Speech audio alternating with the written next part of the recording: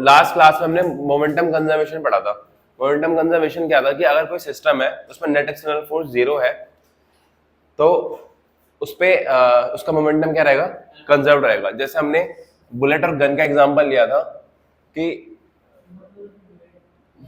मान बुलेट अभी अंदर ही है, मान लो, है ना, इन दोनों की इनिशियल वेलोसिटी मान लो, बुलेट और गन है, इन दोनों की इनिशियल मान लो कि इसकी वेलोसिटी u1 है, इसकी वेलोसिटी u2 है, गन का मास m1 है और बुलेट का मास m2 है। तो initial momentum of the system क्या हो जाता है, इनिशियल मोमेंटम क्या हो जाएगा सिस्टम का, पूरे सिस्टम का m1 u1 plus m2 u2, है ना। जब बुलेट फायर हो जाएगी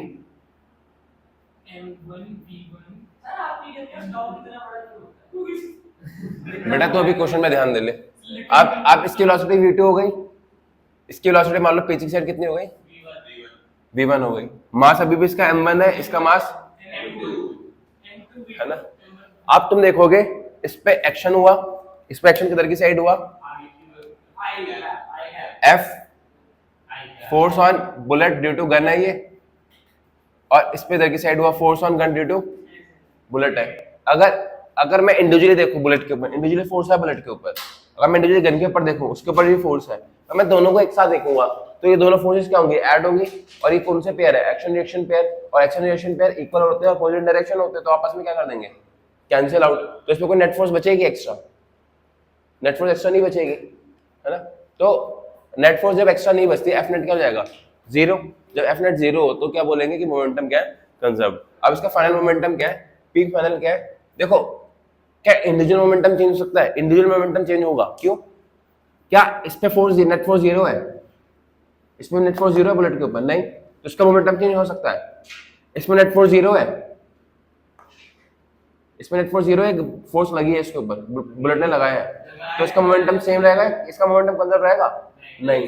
पर इन दोनों का मिला के एक साथ कंजर्व रहेगा, क्योंकि इन दोनों को एक साथ सिस्टम लूंगा तो दोनों में नेट फोर्स क्या है, सिंगल चेंज हो रहा है, ये चेंज हो रहा है, इसका चेंज हो रहा है, बट दोनों को एक साथ लेने में मोमेंटम क्या है, कंजर्व। तो फाइनल मोमेंटम में तुम देखोगे m1 v1 प्लस m2। अब तुम ये देखो, ये पहले इनिशियल मोमेंटम ऑफ बुलेट क्या था, m1 u1, फाइनल मोमेंटम क्या है, m1 v1। मोमेंटम तो चेंज हुआ है, मोमेंटम चेंज का मतलब इस पे तो फोर्स लगा है। ऐसे m2 u2 था, ये क्या गया m2 v2।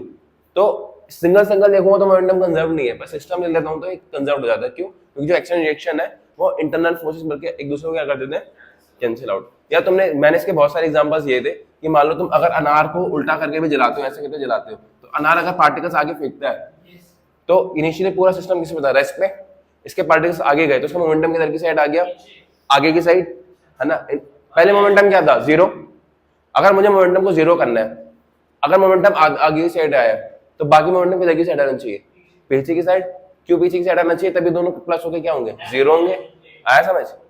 ये भी एग्जांपल दिया था कि नार को तुम ऐसे जलाते हो तो पहले सब कुछ रेस्ट पे है, इसके आधे पार्टिकल्स अगर इधर जा रहे हो तो आधे पार्टिकल्स इधर जाएंगे, क्योंकि पहले सब कुछ सिस्टम किसमें था, रेस्ट पे। Initial momentum of the system क्या था, 0।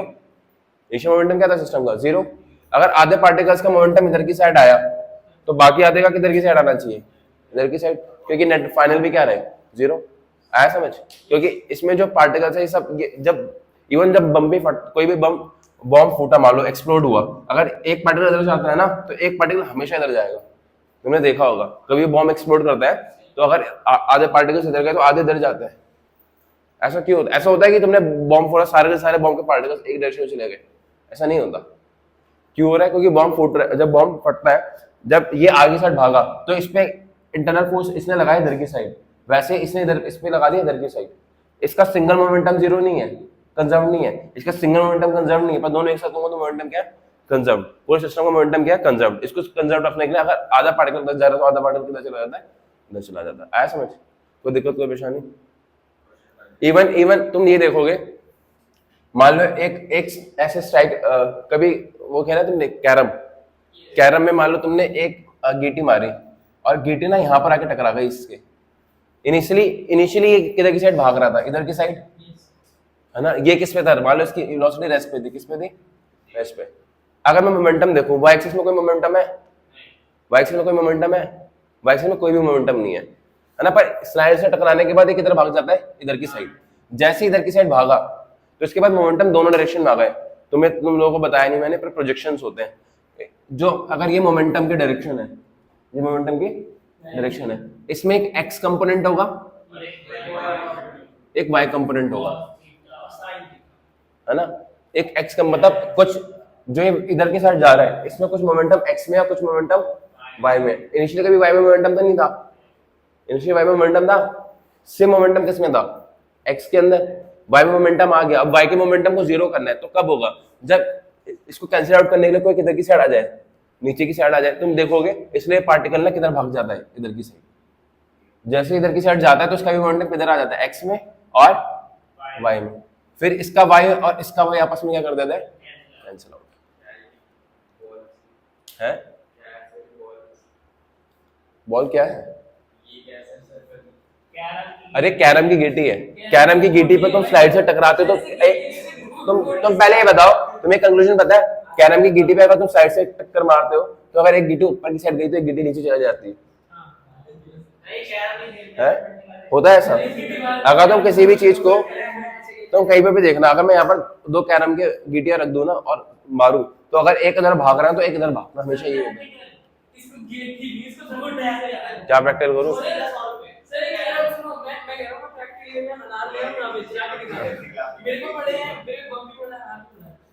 समझ नहीं आया तुम्हें। गोला बम जलाया, गोला बम, गोला बम जलाते हो तो गोला बम जलाने में क्या होता है, जब गोला बम जलता है तो अगर कुछ पार्ट इधर गया तो कुछ पार्ट इधर जाता है, ये सारा पार्ट एक साइड चला जाता है। जलाना एक बार हाथ में रख के, ऑब्जर्व होगा अच्छे से। फिर देखना हाथ का आधा आधा हाथ किधर गया, आधा हाथ किधर गया।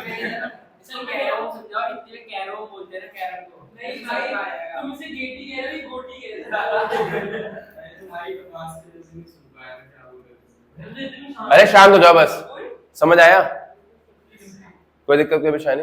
मैं तुम्हें एक और चीज सिखा देता हूँ, जो बच्चे नए हैं, है ना, तुम तीनों देख लो भाई एक बार, उन लोगों को तो मैंने प्रोजेक्शन में वेक्टर करा रखा है। कोई भी वेक्टर होता है ना, मान लो एक वेक्टर है फोर्स, वो इधर की साइड है,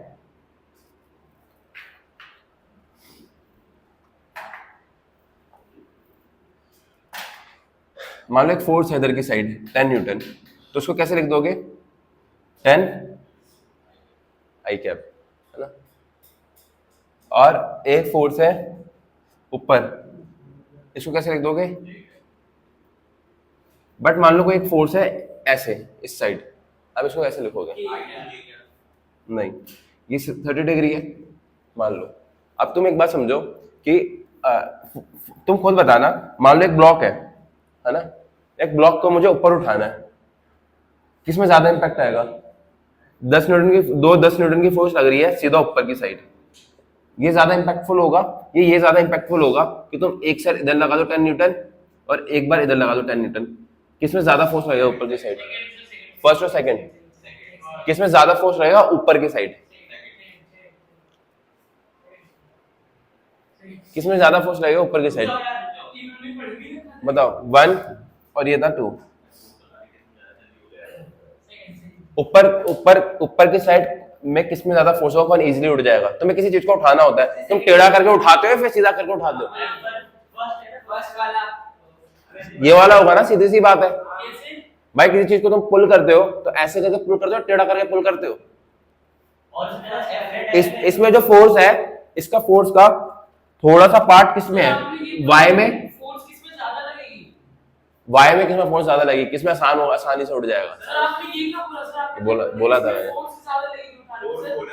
अच्छा, जिसमें ज्यादा फोर्स लगी उठाने में, हाँ ठीक है, फिर ठीक है। पर ये बताओ किसमें ऊपर की साइड ज्यादा फोर्स होगा, फर्स्ट और सेकंड, किसमें ऊपर की साइड ज्यादा फोर्स होगा, क्योंकि इसमें कुछ फोर्स ऊपर की साइड आ रहा होगा और कुछ फोर्स इधर की साइड आ रहा होगा। सारा फोर्स ऊपर नहीं है, इसमें सारा फोर्स किधर की साइड है, ऊपर की साइड। तो कभी भी ऐसे फोर्सेस होते हैं ना, कोई भी वेक्टर ऐसे दे रखा हो, इसको रिजॉल्व करा जाता है। रिजॉल्व मतलब इसका कुछ पार्ट एक्स में होता है, कुछ पार्ट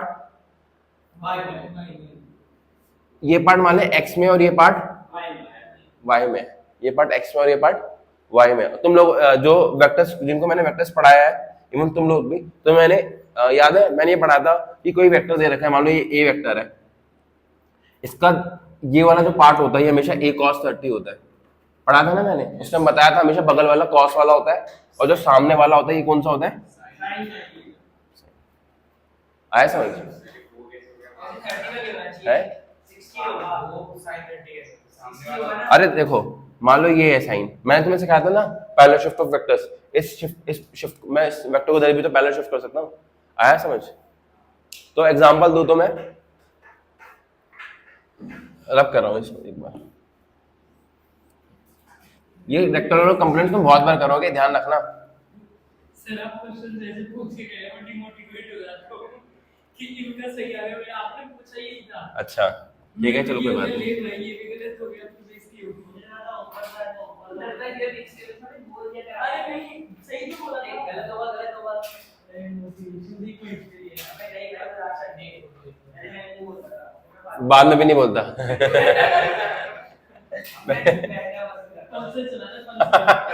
पहले मैं नहीं बोलता था, अब मैं चुप बैठना पसंद करता हूँ। पहले से समझ नहीं आ रहा था, अब समझ नहीं आ रहा है। मैं ये कहूँ कोई नया बच्चा था गायब कैसे था, ये हर्षित ही होगा ये। क्या समझ नहीं आ रहा भाई, बहुत ये बोलता होगा बेटा हमारी फिश बच गई, तू बचा ले। ये मेरा भाई है ना, ये एक दिन खिलाना भाई, मजे आएंगे, घूमते फिरते चलेंगे, फिर चले जाना कहीं से बता। ये कह रहा था है? चलो मान लो कोई 10 न्यूटन फोर्स, अरे शांत हो जाओ, ये 10 न्यूटन फोर्स ऐसे दे रखी है। अब मुझे बताना इसका x में कितनी वैल्यू होगी और y में कितनी वैल्यू होगी, तो कैसे निकालेंगे? हमें एंगल भी बताना जरूरी है।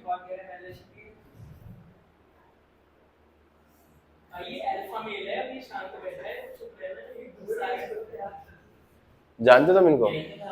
नहीं नहीं, वो 12th में तुम्हारे सीनियर्स है।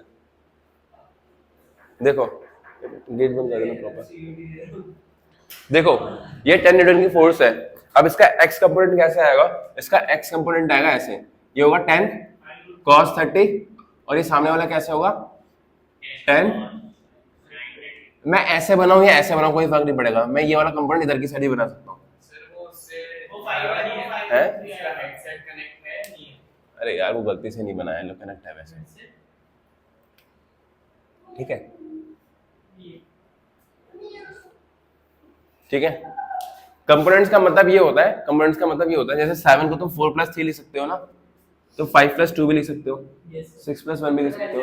मतलब ऐसे किसी वेक्टर को मैं ऐसे दो वेक्टर्स में तोड़ दूं जिनका सम, जिनको ऐड करने में मुझे ये वेक्टर मिले, तो मैंने उसको किस में तोड़ दिया? इसमें और देखो सही भी है, पता है कैसे? Triangle law of vector addition पढ़ाया मैंने। अगर मैं यहाँ पर triangle law of vector addition लगाऊं और इसको एक वेक्टर मान लूं और इसको एक वेक्टर मान लूं, तो इन दोनों का वेक्टर वेक्टर एडिशन क्या होगा? ये होगा ना। तो ये जो वेक्टर है वो इस सिंगल वेक्टर और इस सिंगल वेक्टर का क्या है? Vector addition. आया समझ? आया समझ? अब ये 10 cos 30 कितना होगा? 10 cos 30 कितना होगा? cos 30 कितना होता है? 5/2। अच्छा 5√3।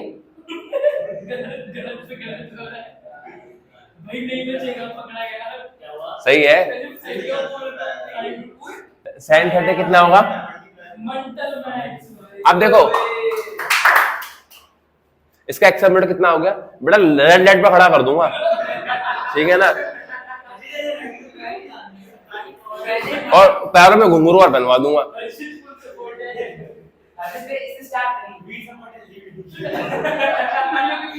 तुम बहुत लकी हो भाई, तुम्हारे कान बहुत बड़े बड़े। हाँ कहते हैं जिसके कान बहुत बड़े होते हैं लकी होते हैं।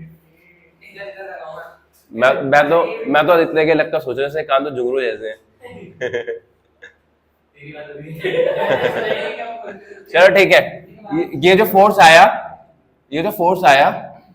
ये आई कैप में कितना, मतलब ये x में कितना है? 5√3। ये x में कितना है और y में कितना है? इसको कैसे लिखूंगा? 5√3 आई कैप प्लस 5। आया समझ? जो 10 न्यूटन की फोर्स है उसको मैं कैसे लिखता हूँ? 5√3 आई कैप प्लस 5। कोई दिक्कत कोई परेशानी? और मैंने ऐसे भी सिखा रखा होगा कि कभी किसी फोर्स का मैग्नीट्यूड निकालना हो, मान लो तुम्हें ऐसे दे रखा है, कभी मैग्नीट्यूड निकालना हो किसी वेक्टर का ऐसे, तो इसका x कंपोनेंट का स्क्वायर, x कंपोनेंट क्या है? 5√3 2 cos थीटा क्या है प्लस y कंपोनेंट का स्क्वायर रूट कितना है? मैं भी 5j क्या अप्लाई कहां से 5j क्यों इसे गुद्दी छिटकाना जरा एक बार। नहीं क्यों बताओ मैं बता रहा हूँ ना कि मेरे ऐड करना आसान हो जाता है। अगर मैं मान लो मुझे दो फोर्सेस दे रखे हैं, कोई भी दो फोर्सेस दे रखे हो ऐसे, एक फोर्स ऐसे दे रखा है और एक फोर्स ऐसे दे रखा है 10 न्यूटन और 10 न्यूटन, क्या तुम इसका आंसर 20 न्यूटन बोल दोगे? फोर्सेस अलजेब्रिक नहीं है, फोर्स क्या है? वेक्टर है। फोर्स क्या है? नहीं बोलेगा जब मेरा डाउट होगा तभी बोलेगा फोर्स क्या है? अरे बस, फोर्स क्या है? वेक्टर है। तो इसका आंसर मैं बोलूं 20 न्यूटन लग रहा है, ऐसे तो नहीं होगा। 20 न्यूटन फोर्स तो नहीं होगा, टोटल 20 न्यूटन होगा क्या? नहीं है ना? तो सिंपल क्या है, हमें समझना है कि ऐसे केस में हम ऐसे कंपोनेंट्स लेते हैं। इसका x कंपोनेंट कर दिया, इसका इसका x कंपोनेंट कर दिया, इसका y कर दिया, ऐसे इसका x कर दिया, इसका x में प्लस हो जाएगा y। आया समझ? तो ये कितना आ गया? ये 75 प्लस 25 100 तो 10 आ गए, और यही तुम्हारा आंसर था पहले। कोई दिक्कत, कोई परेशानी? आया समझ? एक और मैं कंपोनेंट सिखा दूं, एक और बार कंपोनेंट्स करके दिखा दूं कहां पर कंपोनेंट्स यूज होते हैं। सर देखो आपके यहाँ ट्यूशन पर्चियां मिल रही है कॉमर्स वाली एक और बार बता दो। अरे भैया शांत हो जाओ यार। सर हमें तो आ गया मान लो ये से आ गया हमें आ गया अभी तुझे आ गया फिर आ गया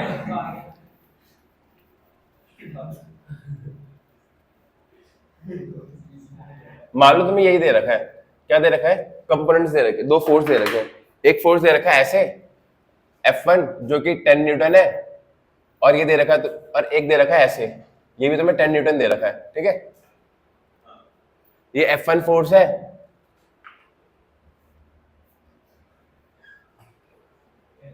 और ये F2 फोर्स है। आया समझ? और एंगल कितना दे रखा है? ये 30 डिग्री दे रखा है, और ये भी कितना दे रखा है? 30 डिग्री।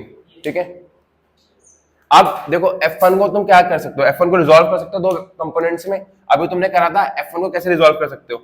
इसका एक कंपोनेंट आएगा इधर की साइड और एक कंपोनेंट आएगा इधर की साइड। ये 10 है, तो ये कितना होगा? 10 cos 30, और ये कितना आएगा? 10।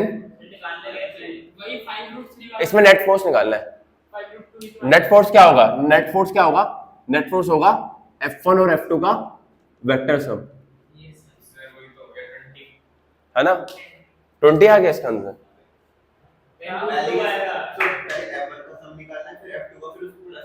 हाँ, तुम समझो ना। फिर अगर 20 होना है, हाँ, कहाँ 20 है? अरे पिछला क्वेश्चन अलग था भाई यार। अगर तुमसे पूछो कि नेट, अरे सुनो, ये बताओ इस अगर ये नेट फोर्स 20 है तो इस और इस केस में डिफरेंस ही क्या होगा? फिर डायरेक्शन का डिफरेंस नहीं आएगा, ये नेट फोर्स 20 है ही नहीं। 10√2 है सर, अभी बता रहा हूं कैसे। सुन लो भैया, आराम से देख लो कैसे प्लस होता है ये 10 cos 30 हो गया, ये 10 sin 30 हो गया। तो F1 को कैसे लिख सकता हूँ? 10, ये भी निकाले तो तुमने कितना आया था? 5√3 I कैप प्लस 5। अब तुम ये बताओ, क्या इसका भी सेम आएगा? सेम चीज ही तो है ये। तो F2 क्या होगा? बस फर्क कितना होगा? F2 क्या होगा? F2 होगा -5√3 I cap plus 5 J cap. -5 क्यों आया? माइनस क्यों आया? क्योंकि माइनस I कैप की तरफ था। ठीक है, तो F1 प्लस F2 कितना आया?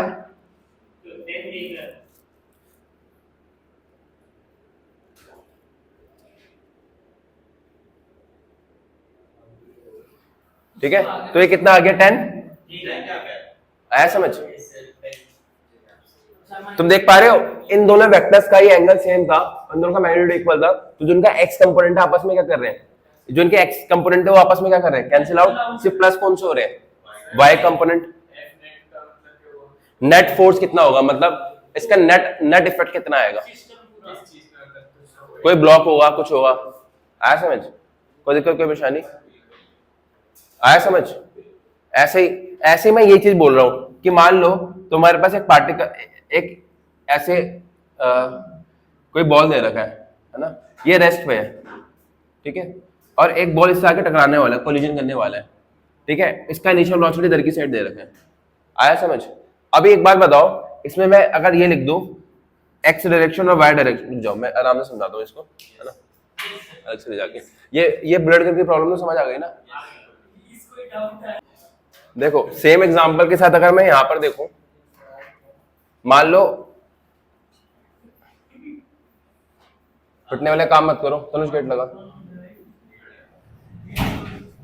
मान लो ये पार्टिकल है, इसका मास m1 और ये m2 है, इसकी वेलोसिटी 0 है, इसकी वेलोसिटी दे रखी है, मान लो कुछ u दे रखा है, कुछ भी दे रखा है, u दे रखा है। अभी इनिशियल मोमेंटम किस में है? देखो अगर मैं ले लूं x डायरेक्शन और y डायरेक्शन, जो x डायरेक्शन में मोमेंटम है वो क्या इनिशियली px जो होगा वो क्या होगा m1 into 0 plus m2 into u2, ये हुआ ना। पर y में क्या मोमेंटम है? y में तो किसी वेलोसिटी है ही नहीं, तो y में मोमेंटम क्या है? इसकी वेलोसिटी y में दे रखी है क्या? सिर्फ x में दे रखी है, तो y में मोमेंटम क्या है? 0। अब क्या होगा जब ये कोलिजन करेगा, कोलिजन के बाद क्या होगा? हाँ, कोलिजन के बाद मान लो ये इधर की साइड चला गया, इसकी वेलोसिटी इधर की साइड है, तो इसका मोमेंटम भी किधर की साइड होगा? इधर की साइड ही होगा। मोमेंटम भी इधर की साइड होगा ना। मोमेंटम किस डायरेक्शन में होता है? जिधर की साइड क्या होता है? वेलोसिटी होता है। तो मोमेंटम इसका किधर की साइड होगा? इधर की साइड, जो कि होगा m इंटू v। कोई दिक्कत, कोई परेशानी? अब कोई भी वेक्टर हो उसको मैं रिजॉल्व कर सकता हूँ किसमें? x और y में। अब इसका x कंपोनेंट इधर होगा और y कंपोनेंट किधर होगा? इधर। तो मैं बताओ इनिशियली y में कोई मोमेंटम था? इनिशियली y में कोई मोमेंटम था? नहीं। तो फाइनल y में मोमेंटम कैसे आ सकता है? नहीं आ सकता ना। इसका आ गया, सिंगल कंजर्व्ड नहीं है ना। कंजर्व कब है? जब दोनों को एक साथ लूंगा। इस अकेले का तो मोमेंटम चेंज हो सकता है, पर एक साथ नहीं होगा, क्योंकि जो इसमें एक्शन रिएक्शन पेयर होंगे वो आपस में क्या कर देंगे? इंटरनल फोर्स बनके कैंसिल आउट कर देंगे। अब अगर इसका वाई का मोमेंटम ऊपर की साइड आ गया, तो अगले का किधर की साइड आना चाहिए? डाउनवर्ड, नीचे। क्यों? क्योंकि ऊपर वाला जिनमें एक्स्ट्रा आया है उसको कैंसिल आउट भी तो करना है, क्योंकि वाई में तो नीचे मोमेंटम था ही नहीं। आया समझ? जब इसलिए दूसरा, मान लो अगर तुम्हारा m1 ऐसे चला गया तो m2 कैसे जाता है? फिर तुम्हारा m2 ऐसे जाएगा, फिर तुम्हारा m2 कैसे जाएगा? ऐसे, ठीक है। इसका x आ जाएगा ऐसे, y आ जाएगा। अब इसका y और इसका y आपस में क्या कर देंगे? Cancel out. कैंसिल आउट कर देंगे तो y में मोमेंटम, फाइनल मोमेंटम भी क्या जाएगा? और वो करना जरूरी था। क्यों? क्योंकि मोमेंटम तुम्हारा कंजर्व्ड है। अगर y में इनिशियली मोमेंटम नहीं था तो फाइनल भी नहीं होना चाहिए था। और इसका x का मोमेंटम और इसका x मोमेंटम प्लस हो जाएगा, क्योंकि दोनों क्या सेम डायरेक्शन में। अब x मोमेंटम आ गया, नेट आना भी चाहिए था। क्यों? x इनिशियली मोमेंटम था। विघ्नेश समझ आया? यार तुम्हारी बुद्धि बहुत कम काम कर रही है। सोचने की बात है कि सबको समझ आ गया ये चीज की तुम्हें इतनी सी बात समझ नहीं आ रही कि अगर कोई मोमेंटम कंजर्व्ड है, मोमेंटम कंजर्व्ड का मतलब ये है कि अगर ये इधर की साइड भागता है तो इसका मोमेंटम इधर की साइड हो जाएगा। इनिशियली अगर ये पूरा रेस्ट पे था, इनिशियल मोमेंटम 0 है, तो अगर ये इधर भागेगा, इधर के साथ मोमेंटम आ गया, तो इसको इधर भागना पड़ेगा ताकि फाइनल मोमेंटम 0 हो सके।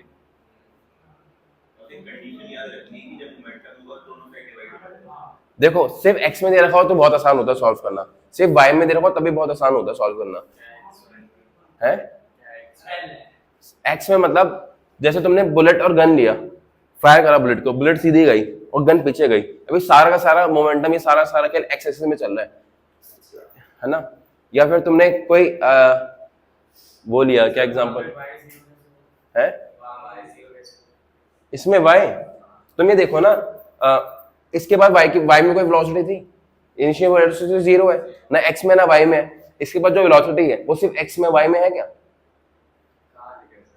मैं लिखा तो है, सीधा जा रहा है ये।